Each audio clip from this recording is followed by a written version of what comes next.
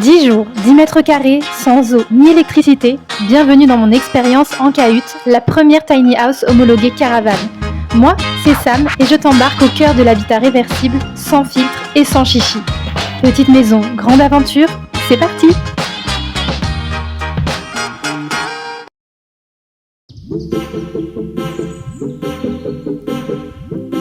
Bon bah il y a des soirs où tu rentres un peu plus tard et du coup il fait déjà nuit puisqu'il n'y a pas d'élec. Donc heureusement j'avais ramené une petite bougie, ça va être pas mal. Je préfère largement la lumière de la bougie que la lampe torche du téléphone qui aveugle un peu. C'est important d'avoir des citations inspirantes au quotidien. Comme je suis rentrée un peu tard, c'est avocat de toast et ça ira très bien pour ce soir. C'est de la frappe.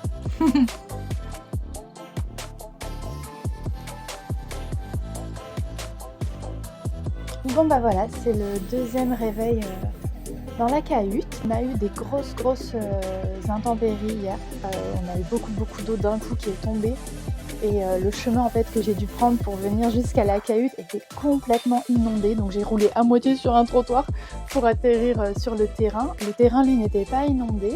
Mais je m'étais dit ce serait bien que je puisse parler de la pluie en cahute. Bon, je peux pas vous faire un retour de bruit parce que ça s'est arrêté de pleuvoir juste à 21h30, 22h au moment où j'allais me coucher quoi. Ce matin il fait beau, regardez. Mais du coup j'ai la sensation ce matin que j'ai eu plus froid. En fait j'ai eu plus froid cette nuit que la nuit précédente. Alors pas froid au point de grelotter ou quoi, j'étais bien sous la couette. Mais j'ai senti que le bout de mon nez était plus frais ce matin. Au niveau de l'humidité, comme il n'y a pas de chauffage, j'ai l'impression que l'humidité a un peu stagné sur les vitres. On voit un petit peu là qu'il y a de la condensation. Alors j'avais laissé le rideau fermé pour la nuit, donc j'imagine que peut-être aussi le fait d'avoir laissé ce rideau fermé un peu partout sur les vitres, ça a accentué la condensation. Il faudrait que je fasse le test sans fermer les rideaux et voir si ça fait la même chose les prochaines nuits si jamais il repleut. Alors on n'est que le jour 2 et pourtant j'ai déjà pris des bonnes habitudes, c'est-à-dire que la gestion dans la maison elle est déjà assez facile, les gestes sont assez simples. C'est déjà très agréable. Enfin voilà, il n'y a pas eu une grosse adaptation de ma part à avoir. La prise de chargeur qui ne sert absolument à rien puisqu'il n'y a pas de prise ici. Après, au niveau des équipements électriques, comme il n'y a pas de prise ici et que je veux quand même pouvoir documenter des choses, faire des petites sessions de vidéos dans la journée, ce que je fais c'est que des fois je vais au café.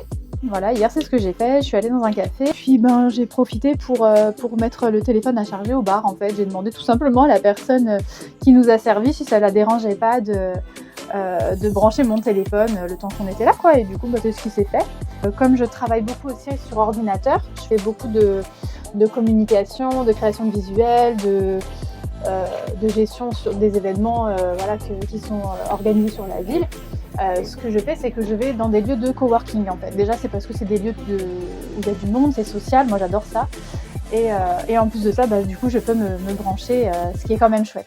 Après, si je vivais là tout le temps, bien sûr, je pourrais pas me permettre d'aller au café tous les 2 jours et puis d'aller au coworking tous les 4 matins parce que ça fait de la route et ça fait des frais. Mais là, sur 10 jours, du coup, c'est comme ça que je me débrouille parce que j'ai pas moi j'ai pas de grosse batterie externe, j'ai pas de panneau solaire, donc il faut bien que je puisse recharger. Moi, l'avantage que j'y vois quand même, c'est que du coup, je mets plus de conscience sur ma consommation de téléphone et internet. C'est-à-dire que, en général, mon cerveau, il se pose toujours 1 milliard de questions et j'ai tout de suite envie de savoir la réponse en général, parce que sinon je suis frustrée.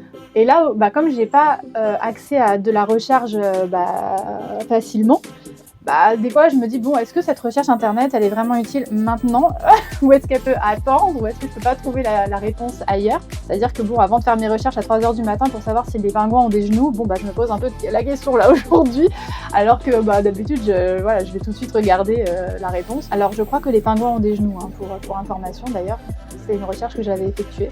Ça fait un autre rapport aussi sur le numérique et sur la consommation des appareils, de l'ordinateur, du téléphone, et je trouve ça plutôt intéressant du coup comme démarche.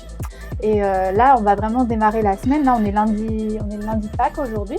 Ah d'ailleurs, c'est un temps à manger du chocolat, ça. La semaine va vraiment démarrer demain. Et donc demain, je serai vraiment dans un rythme avec le boulot, etc. quoi. Donc il y aura aussi d'autres choses qui vont évoluer, je pense, dans la semaine. Si vous allez sur le site du Mouvement Colibri, vous avez une partie qui s'appelle les outils libres sur cette plateforme pour consommer Internet différemment, parce que aujourd'hui on utilise beaucoup nos téléphones, mais il n'y a pas qu'une seule manière de faire, en fait il y en a plein. Je vous mettrai le lien si jamais ça vous intéresse en description, en bio, je vous mettrai les infos pour que vous puissiez faire vos recherches.